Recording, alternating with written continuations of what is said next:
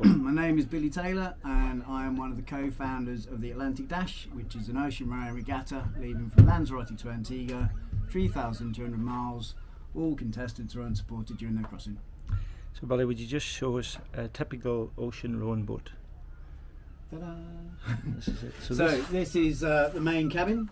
So this is where all the electronics go. There are two cabins, one fore, one aft. It depends on the crew as to whether you have both people in here or whether you separate and have one in each end. So we've got all the electronic suite inside. So this is all your navigational equipment, which lets you know where you are, where you've got to go, and if you're lucky enough to have an auto helm, that'll operate that and let you know how to get there. It's also got something called an AIS, so you've got a lot of shipping out on the ocean when you're close to Lanzarote and Antigua anyway. So that little gadget identifies your boat to all the other surrounding boats, and if there is any chance of some sort of intersection on the route, a collision course, then it warns you about that as well. So it's a really important bit of safety kit. Got a VHF radio on the side, which is just a line of sight, so if you can see the person you're talking to, you can communicate with them. Very important. Stereo tunes on board are always really good. We find them quite evocative, and there's normally a tune of the challenge, so whenever you hear that in the future, you'll remember that. Inside here we got fuse boxes and breakers. We got two lithium-ion batteries in this compartment underneath me, and then you've got an EFOI, which is the control panel here. The EFOI is actually located in the fore cabin, and that's a hydrogen fuel cell for like a supplementary energy source.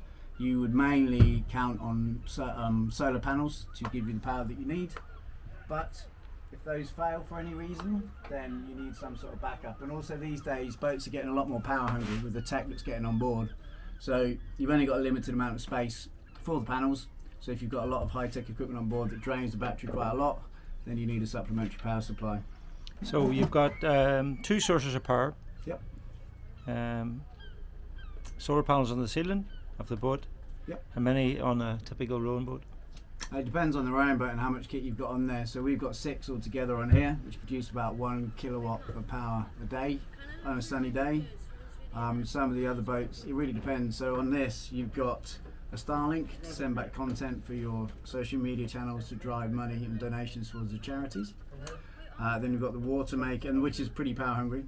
You've got the water maker, so obviously you can't take enough water with you for a 50-day crossing, so you have to make your own from salt water. It's called a desalination unit.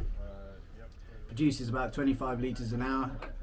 You probably run it for an hour and a half a day, depending on the size of your crew, and that draws about 7.5 amps, so that's quite a big power eater. If you do have that Starlink, like I say, that's quite hungry. And then with an automatic or an automatic pilot system or auto helm, then you've got a hydraulic pump on this particular boat. So if it's rough conditions and the boat's always correcting, that pump's going quite a lot. So that's another. So big just thing. for people that don't know what that means, I mean, obviously at the back of any boat you've got a rudder that sends it in a certain direction, and it's automatically talked to by Simran. Simran is the map system which you can plot, plan, and Yeah. So basically, you pull the map up on here. If there's a point you want to go to, you select that point on the chart. Imagine you've got a map on the table and you put a pencil mark on it. So that will draw a straight line from where you are to that pencil point, and then that will then guide you along that straight line. So it will give all the instructions to the rudder that you need to make sure you don't deviate too far from that line, which allows you to then concentrate on the job in hand, which is getting across to Antigua. if that breaks, You've got so if the pump goes or your electrics go, then you've got a helm pump here, which is just a manual version of that. So you've got a hydraulic oil reservoir under here, and that operates a ram on the back, which then tilts the rudder to the angle you want it. If that fails as well, we've taken them off now, but you've got good old-fashioned fly-by-wire. So it's just 2 pieces of Dyneema line, which doesn't stretch. They run all the way down the side of the boat on each side to the rudder, and then you just use them as you would do like an old go-kart, I guess, when you used to steer it with your feet. so I can't but my eyes drawn to this outside, Billy. What's this like here? I'm glad you asked. So these are repeater panels. So obviously when you're out here, you can't see inside to the chart plotter, which is the Simran kit in here. So this just basically repeats the information that's come from inside. The top one is to operate the autopilot. So you can turn it off completely, so you're just steering with a helm. You can have it on a bearing, so if you point the boat due north, then press the A button, then that will keep the boat due north the whole time. Or if you've set up a waypoint, like we said before, that pencil mark on the map, you can then press down navigate and it will go straight to that waypoint. So you can operate that here, and this is just an information panel which gives you speed, direction, how far you've gone. And that's really important, Billy, because obviously, you know, the individuals, solo, doubles or quads are sitting out here and there's nobody really in the hull, or there is maybe, certainly in a solo setup, there's nobody. So you're relying on the information that you've set up internally to externally inform you out here as to how you're getting on. Yeah, and this has come on a long way. I mean, the first crossing was in 1896 when it was just literally an open boat. So tech's come a long way. But you want to, the main thing is you want to make sure that you're on course. So you've got a compass on the other side as well, the old-fashioned well, but that will just tell you what direction you're going. And just because you're pointing due north, wind and waves can then make you deviate from that. So the boat's pointing north all the time, you can get blown off course. So Billy, then outside the boat, I'm just going to slip back and I'm going to show everybody what's going on here. So we've got a rowing setup. Yeah, so this is a 4-man boat, but can be rowed by somebody rowed them solo across the North Atlantic a couple of years ago. Yeah. You guys are going up as a pair. Yeah. So there's 2 rowing positions on here. So you've got your sliding seat and your foot plate.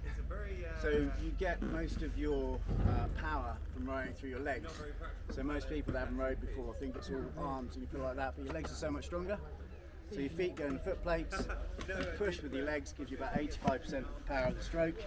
Then you lean back, and then finally you take the last pull on your arms. And that's a nice, smooth, even stroke to give you the maximum power. And here the oars go through here, Billy? Yep. These rowing gates. Your locking gate on top. So the shaft of the oar goes through here. Yep. The oars aren't there at the moment, but they've got like a collar on the end, so to stop them slipping all the way out. Lock that back off, and away you go. And the pivots on that. Okay, and then we've got some compartments along the deck, Billy. Just explain to us, what are they for? So storage is a premium on the boat. If you imagine you can be up to sea for anything on 80 days, and you need to take everything for a safe and successful crossing with you. So the biggest sort of user of space is food. We try and do 6,000 calories a day. That's mainly through freeze-dried meals. So you're looking at, I think for a 4-man crew, it looks about 120 kilos or something like that. So these are all Newmar hatches, just undo those, and then there's a load of rubbish in, well not rubbish, but bits and pieces in there. So everywhere that you can get storage on the boat, there is storage. Space is of a premium. And balance, Billy, obviously, you know, balance is, you know, after spending the last 24 hours on this boat, it was very noticeable if the boat was out of balance, how difficult it was to row it. Yeah. So we went out with not a lot in here, so we put ballast in the bottom, so you're using just water. But even either side, you know, even simple things like I shifted a water bottle around earlier on, like a 5-litre water bottle from the left to the right. Yep. Was all the difference in my stroke, my paddle entry on the stroke. Yeah, it's called trimming the boat. So if you imagine, if the boat's flat in the water, you're passing over the top, you're gliding over the top. So that's the least amount of water resistance. If you tilt it even, you know, one way or the other, that means you've got a face that's actually pushing through. So that can affect your speed quite badly. Yeah. And then on the lateral, if that's the right word, Yeah. if you're rowing here, you've got a lot of waves coming on, the water's not all the same height, you're moving backwards and forwards. If you've got one side down further than the other, that means you have to push that oar down further to get the blade out. Yeah. And if it's unbalanced, it's actually a lot harder than Oh, you it's think. hugely difficult. I found Keep it on very, very catching difficult waves. when it was out of trim. And if you get a big wave as well, if it catches the blade, that can really dig the oar handle into your ribs or your leg.